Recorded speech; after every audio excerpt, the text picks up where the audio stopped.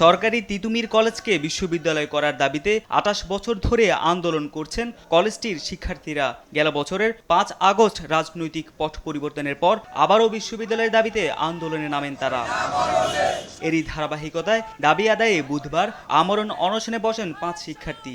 জানান, স্বতন্ত্র বিশ্ববিদ্যালয় ঘোষণা সহ ৭ দফা দাবি আদায় না হওয়া পর্যন্ত চলবে অনশন।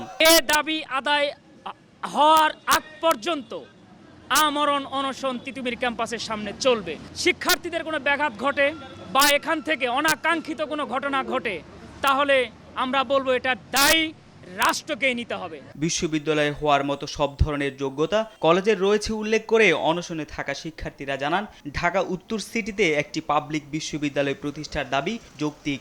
ঢাকা বিশ্ববিদ্যালয়ের অধিভুক্ত হয়ে প্রায় ৮ বছর তিক্ত অভিজ্ঞতার মধ্যে দিয়ে যেতে হয়েছে উল্লেখ করে শিক্ষার্থীরা জানান, নতুন করে জোটবদ্ধ হয়ে কোনো বিশ্ববিদ্যালয়ে অন্তর্ভুক্ত হতে চান না তারা। অতীতে যদি আপনারা দেখেন, এই জোটভুক্ত হয়ে আমাদের সিদ্দিক ভাই তার চোখ দুটি হারিয়েছে।